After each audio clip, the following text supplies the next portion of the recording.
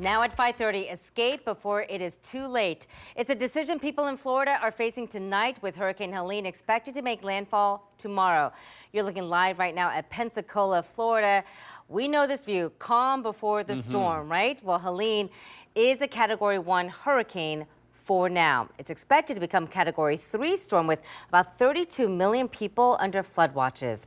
Thanks for staying with us tonight at 5:30. I'm Angela Ann. And I'm Andrew Kinsey. This storm could turn into a monster. Tonight we have team coverage as Florida braces for Helene. Jerry standing by to let us know how the storm could impact us all the way here in Ohio.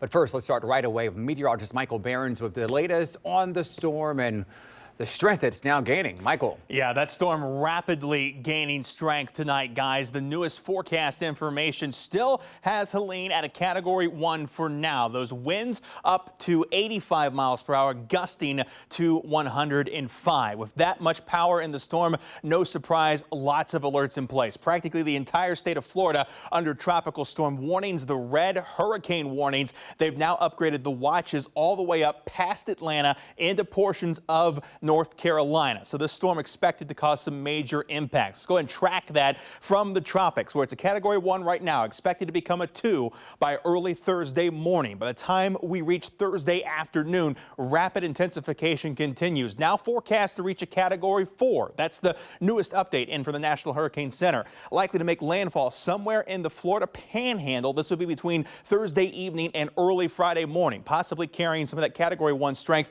on up into Georgia before that storm makes its way on up toward us here in the Ohio River Valley. And that's where we bring in Chief Meteorologist Jerry Martz to break down how that rain and wind will impact our end of the week. Well, we do need the rain, Michael, after the extended drought situation over the past several months. We're going to start right now, Thursday at midnight, Friday morning, and watch that initial wave of rain moving in. We're watching the initial bands making it as far north as about I-70 as we go through the first part of your morning. That will allow those showers to begin to move northward and some downpours too, mainly cutting off before it gets too far north. But that is only round one. As we go through the middle part of the day, a little bit of a lull, but then the next wave begins to move back in. Equally heavy showers, perhaps a rumble of thunder in the mix as well.